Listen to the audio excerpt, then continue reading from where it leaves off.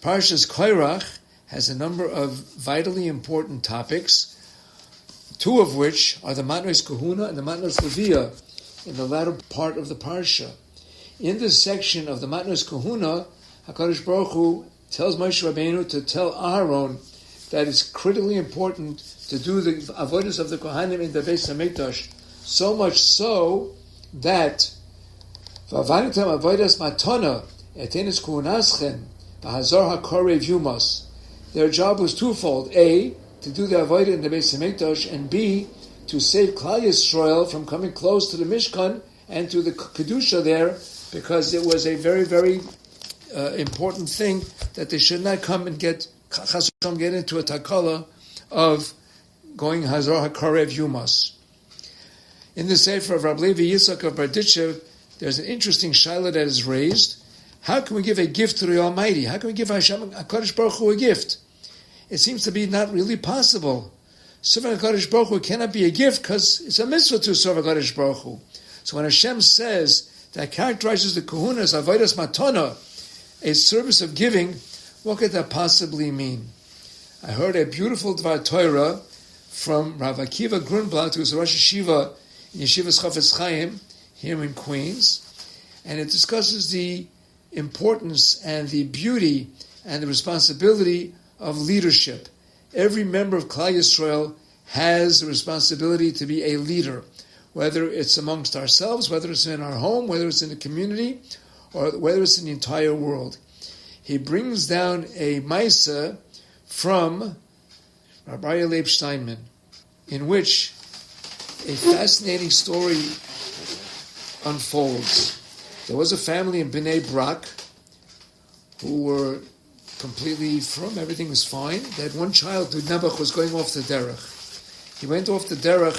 First he left the home, then he became a Chal Shabbos, and finally it rolled out that he was planning to marry a Gentile woman.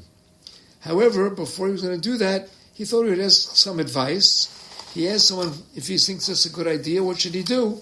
He said, why don't you go home back to your parents for one Shabbos? He called up his parents and says, I'd like to come back for one Shabbos, and I will do that only on one condition, that you don't tell me what to do, that you give me no instructions, just come completely on my own accord. They said, fine, come on over. So he came to the house for Shabbos, and he's there, and it was Kabbalah Shabbos time, so his father asked the son, the wayward son, would you like to come to shul? He says, no. Okay. Goes to shul, comes back home, they come to sit down by the Suda, in the middle of the Suda says, I want to step outside. He said, go right ahead. He goes out to light up a cigarette. Then he comes back. In the morning, time to go to shul. Would you like to go to shul? He says, no. He says, okay. The father goes to shul, comes back home for lunch. They come to sit down by lunch. The son asks, I want to step outside for a minute. Go right ahead. Goes outside to light a cigarette. Comes back. Comes time for Shalosh Shudas. So he asks his son, Rabbi Leib Steinman is going to be here for Shalosh Shudas. Would you like to come along? He says, yes. So the father is surprised. And but he says, let's go. So they go to shul, go to Shalosh Shudas. After Shalosh Shudas, the father asks the son, would you like to get a bracha from Rabbi Leib? He says, yes. To his father's astonishment, he goes to Rabbi Leib and asks for bracha. And the father points out that he's making a very big decision here about marrying someone who's out of the faith. So Rabbi Leib asked him, I'd like to talk to you for a little bit. Would you be willing to speak to me? He said, yes. So after Shabbos, he came and spoke to him for 1 hour, and he came back, and he said he's going to call up the proposed bride, and he said, we'll have to put the wedding on hold, I have to think about it. And that's the last part of that story that he mentioned. However, the father asked the son, do you mind if I ask you a question? He says, no. He says, I asked you to come to shul Friday night, you said no. I asked you to come to shul on Shabbos, you said no. But when I asked you to come to speak to Rabbi Leib, you said yes. Could you tell me why? He says, okay, I'll tell you why. When I was in second or third grade, or fourth grade, I don't remember, they announced to us that Rabbi Leib would come in and give us a little bechina, would ask all the kinderlach questions. So he asked every child a question. Every child, he asked a question that was on his level, and he answered correctly. He gave him a candy. When it came to be my turn, he asked me a question, and I told him, I don't know. He asked me a second question, even easier. I didn't know the answer to that either. He asked me a third question, even easier, and I didn't know the answer to that question. Obviously, I had not been paying attention to anything in class. So he says, okay, Rabbi Yalei. And he says, do you mind waiting outside after everybody leaves? I'd like to talk to you. So he thought to himself, oh, now he's going to let me have it, when I was a little kid. So everybody left, and he sat down with him, and he says, Rabbi Yalei says to this little boy, he says, you know what the difference between the Goyim and the Yidden is? What the difference is?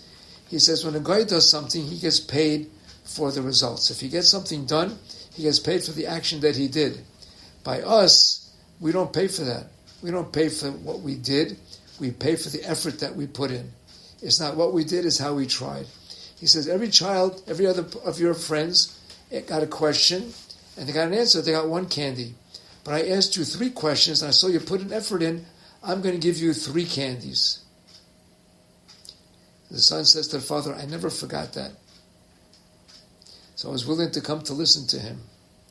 The bottom line of the story is, if we give people the respect that we would like to give them, then we will be leaders.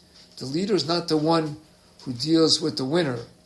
The leader is the one who can deal with everyone, particularly those who can't make the grade, what we generically call a loser. What was Matanas HaKahuna? What purpose was served by Kodesh Baruch Hu said that you're giving me a present? Rabbi Levi Yitzchak from Berdichev, Schus Yogan Aleinu, said that when we do Avodah, the Nitzotzos in the entire world, the sparks around the entire globe of the world are elevated. That Kedusha, which is strewn around the world, particularly amongst non-Jews, is elevated. And that's what causes a non-Jew to want to become a Jew. That spark within them has been raised to such a point that is his response.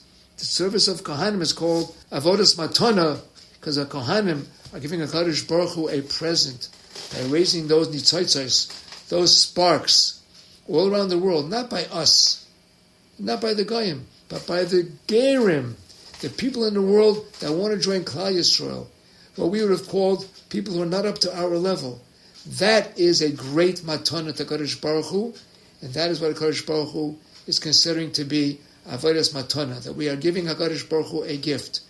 We all have that possibility, not just the Kohanim. We all have that potential to give HaKadosh Baruch Hu a gift with the quality and the intensity of our avodah. If we do our avodah, HaKadosh Baruch Hu will say thank you, because that is our gift to Hashem. Hashem looks at us as giving him a gift. That's a tremendous chus.